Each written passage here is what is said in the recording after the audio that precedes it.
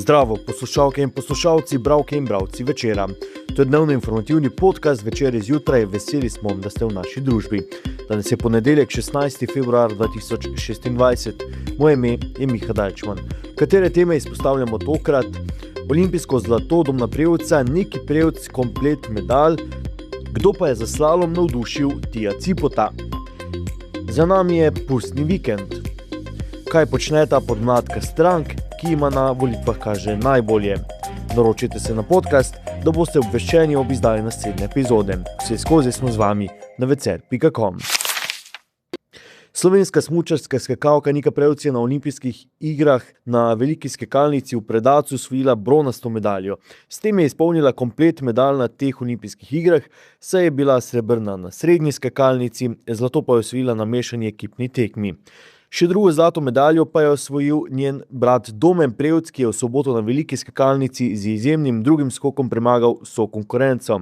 Ne le na prvo moško posamično zlato kolajno na zimskih olimpijskih igrah, Domen Prevc je bil ponosen tudi na to, kako je prišel do nje. V sanskem večeru v Predacu je stopil na vrtiljak čustev. Fantazija je, ko se ti na tak način uresničijo sanje vseh sanj, največ, kar je možno. Kaj je v športu več kot to, je postavil retorično vprašanje. In nadaljeval, film se mi je odvrtel od let, ko sem bil majhen, do najstniških let, ko so mi govorili, da ni možno, da mi bo to uspelo. Prišel boš zraven, vendar ne boš tako dober kot tvoj brat. Ta zlata medalja me bo še bolj gnala. Nek kazalec je vsem, ki niso verjeli. O olimpijskem podvigu slovenskih smučarskih skokov sta za Večer spregovorila tudi Robert Hrgota, glavni trener naših orlov, in Jani Grilc, ki je vodil Domna Prevca, ko je bil ta še golobradec. Pa najmlajši od bratov Prevc na teh olimpijskih igrah sploh še ni rekel zadnje. Danes ga čaka tekma dvojic v paru z Anžetom Laniškom. No, o zimskih športih in olimpijskih igrah smo na kratko govorili tudi s predstavnikom ANK Maribor po zmagi vijoličastih v 22. krogu prve lige proti Primorju. V Ajdovščini je bilo 2-0 za vrsto Fedže Dudića po golih Tija Cipota in Davida Pejčiča. Cipot je dosegel prvenec za Maribor, bil je izjemen, pravi slalom med nogometaši Primorja, zato smo ga vprašali, od kod navdih za takšno slalomiranje. Tijo, videli smo slalom za prvi gol, kje ste se naučili tega? Pa mislim, ko sem se naučil, zdaj gledam dosta olimpijskih iger, dosta teh slalom, veleslalom in seveda kot nogometaš probam čim več odnesti teh iger, ko Slovenci so res fenomenalni. Je odgovoril Tijo Cipot. Dudić pa je za Večer dejal, da spremlja olimpijske igre in rezultate slovenskih športnikov in športnic. Pratim, naravno.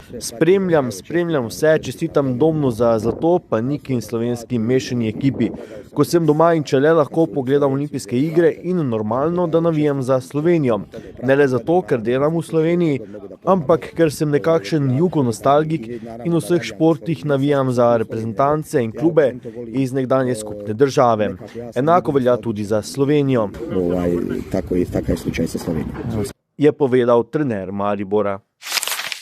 Če ste bili v času pusta oziroma fašenka, kdaj na Ptuju ali pa v Markovcih, razumete, kaj mislijo domačini, ko rečejo, da je to 5. letni čas. Z izrazom fašenke se da za to zadnja 2 tedna, še vse do pustnega torka, na Ptuju in v okolici pojasniti marsikaj. V prvi vrsti veselje in radost pri maskiranju, dneve in večere preživete ob spremljanju povorke ali predstavitve različnih etnografskih skupin, po vaseh pa tudi še na nepozabljene hoje od hiše do hiše. Minuli konec tedna, pustni vikend, je bil sploh pester. Sobota je v Markovce prinesla tradicionalno povorko, nedelja pa je bila znova dan za mednarodno povorko na Ptuju. Pust že dolgo ni več stvar samo podravskih občin. V soboto so pod Pohorjem izbrali novega pohorskega carja, vladarja Brega nad Mariborom. To je postal Boštjan Kline, nekdanji alpski smučar, ki je ob nastopu enoletnega vladanja obljubil predvsem veliko snega.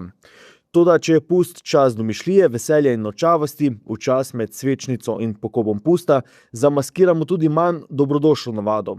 Pa saj je fašenk, je majal izgovor ob zaporednem zavračanju kozarcev in praznjenju steklenic v zabavnem delu programa, ki je tako na Ptuju kot v Markovcih ločen od osrednjega dnevnega etnografskega dogajanja. Ne samo na Ptuju, ampak tudi drugod so nas pustni čas polna usta združevanja in povezovanja, a namesto tega večkrat pride do delitev. Tak je spor v Markovcih glede smeri povorke na pustno soboto. Delitve pa niso le organizacijske, ampak tudi vrednostne. Spomnimo še, da naj bi v Mariboru otroci na eni od mariborskih šol dobili opozorilo, da so prepovedane maske povezane z raso ali narodnostjo. Vodstvo te osnovne šole bi se lahko med pustom ustavilo v Dornavi, le dobrih 40 km iz Maribora leži ta občina. Tam so v turistično-etnografskem društvu Ljukari ob domačem Ljuku najbolj ponosni ravno na etnografski lik dornavskih ciganov, ki ga ohranjajo že desetletja. Da lik cigana ni norčevanje, temveč prenos tradicije, saj njihovo kulturo spoštuje in jo na tak način želijo tudi pokazati, so dejali v portretu za naš časopis. Naj bo fraza fašenke popotnica za veselje in živost, a tudi za zmernost in opomnik, da tradicija ni nekaj, kar le ohranjamo, temveč tudi soustvarjamo, je zapisala Tjaša Gajšek. In gremo še k politiki. Če smo pred vsakimi prejšnjimi volitvami največ poslušali o upokojencih, se zdi, da se tokrat vse bolj vrti okoli mladih. Kaj pred volitvami počneta podmladka strank, ki ima na volitvah kaže najbolje? Predsednici in predsedniku obeh je Franja Žižt za Večer v soboto v ločenem pogovoru, ki ni bil namenjen polemiziranju, postavila enaka oziroma podobna vprašanja, da bi dobili boljši vpogled v delovanje podmladkov in njihovih ciljev. Intervjuja z Niko Podakar in Luko Simoničem sta bila objavljena v Večeru v soboto, najdete pa ju tudi na večer.com. Zdaj pa objavljamo še kratke odgovore obeh na nekaj kratkih vprašanj. Najprej odgovarja Nika Podakar, predsednica Gibanja Svoboda Mladi. Politični vzornik, politična vzornica. Politični vzornik, Boris Sajovic. Podpirate pobudo My Voice, My Choice? Absolutno. Kdaj ste bili nazadnje v cerkvi? Verjetno v srednji šoli. Bi morali ločiti državo in cerkev? Absolutno. Moramo povečati izdatke za obrambo? V dani geopolitični situaciji, ja. Katero knjigo ste nazadnje prebrali? Neko zanimivo knjigo o Habsburžanih. Podpirate omejitev družbenih omrežij za mlade? Zelo odvisno, v katero smer bi šla takšna pobuda. Največji dosežek aktualne vlade? Jih je pa toliko, da jih komaj ne štejem. Lahko to naredim za ta video. Zdravstvena reforma, reforma plač v javnem sektorju, pokojninska reforma, začetek gradnje stanovanj, fulje tega. Bi morali biti volitve obvezne? Mislim, da ne. Tukaj pa so še odgovori Luke Simoniča, predsednika Slovenske demokratske mladine. Politični vzornik, politična vzornica. Jaz ogromno spremljam tudi angleške politike, predvsem zgodovinske, tako da Winston Churchill ali pa mogoče Margaret Thatcher. Kakšno je vaše stališče do splava? Podpirate pobudo My Voice, My Choice? Takšna roditev, kot v Sloveniji podpiramo, žal pa ne podpiramo te pobude, ker mislim, da se naj sami državljani v različnih državah odločijo, kako hočejo to situacijo imeti urejeno v svojih državah, mi jo imamo trenutno urejeno dobro. Kdaj ste bili nazadnje v cerkvi? Mislim, da 1-2 tedna nazaj. Malo nas kampanja preganja. Bi morali ločiti državo in cerkev? Je že ločeno. Moramo povečati izdatke za obrambo? Da. Katero knjigo ste nazadnje prebrali? Mislim, da sem bral od Krasa, to je bil triumvirat rimske zgodovine, jaz ogromno rad berem, mislim, da je to prvi tajkun, mislim, da je naslov, tako da se točno ne spomnim naslova, ampak gre za rimski čas rimskega imperija. Podpirate omejitev družbenih omrežij za mlade? Ne. Največji dosežek aktualne vlade? Konc mandata. Bi morale biti volitve obvezne? Ne. To je bil Večer zjutraj 16. februarja 2026. Z vami sem bil Miha Dajčman. Kakovostno novinarstvo lahko podprete tako, da se naročite na tiskani in spletni Večer, postanete naš bralec in sledilec na družbenih omrežjih, naročnik naših podcastov in newsletterjev.